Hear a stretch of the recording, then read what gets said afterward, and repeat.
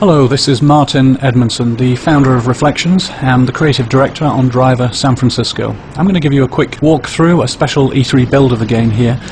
And what we've done with Driver San Francisco is very much go back to the roots of what made the original Driver game such a unique experience. We're going to get straight into a car chase between John Tanner and Jericho, two key characters that we've brought back from earlier in Driver's history.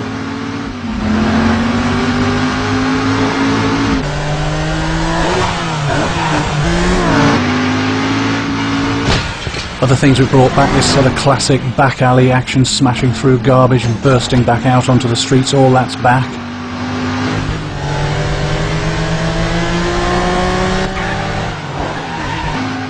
You can see the handling here. We've really worked hard to bring this back, that classic feeling of the handling. Tanner pushing the back end of his car right out there. And for the first time in Driver's history, we have well over 100 real licensed cars. Using the in-car view here, it's one of the classic views used in many of the 70s car chases like Bullet and French Connection that inspired the original Driver game.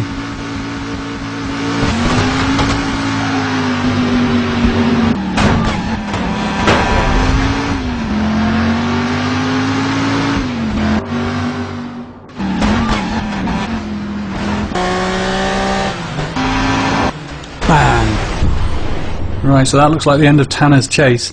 Now, whilst Jericho gets away here, I want to show you this. This is a brand new feature for Driver San Francisco. We call it Shift. Now, this is brought about by the fact that Tanner, earlier in the story, is involved in a serious incident, and that puts him into a coma. And Tanner is completely unaware of the fact that he's in a coma. He thinks he got a lucky escape and ends up with this amazing new ability. And as you can see, Tanner feels like he's looking down on the world like this. He can see and identify lots of cars in the world. And he can shift instantaneously into a vehicle. Anytime you change your mind, you can shift into another vehicle. And you can also have some fun with this. So if I want to change direction, for example, immediately without having to turn around, I just shift into a car coming in the opposite direction, like so. And this is something that upgrades throughout the game, so we can pull higher, reveal more of the city, and still see all the cars driving around. But shift is a limited ability. It has to be charged. And ultimately it upgrades to reveal the whole city in its entirety. Now, as you can see, this is a massive area. It's 208 miles of road, and that makes it one of the biggest open city driving environments in any video game. And what it gives to the player is a truly diverse experience of different driving styles.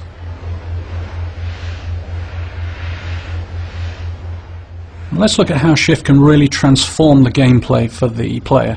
We're going to shift in lower here down the south end of the city, see what's going on here. And we can find two cops here. They're both chasing after this Mustang, the Shelby Mustang. Now, to acquire a mission in Driver, you just shift straight into the vehicle, and we're now playing the part of this cop, trying to take down the getaway. Now, the shift is also upgraded in functionality as well. We have a new ability here, a rapid shift, so we can shift further forward, keep us in the action.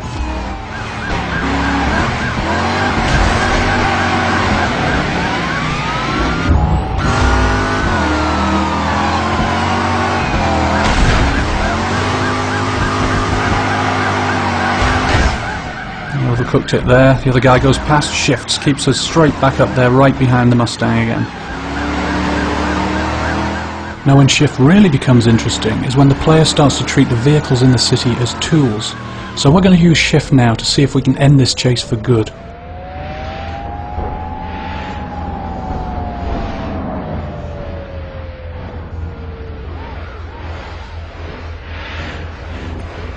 Now that's what I'm after, a big heavy 18-wheeler.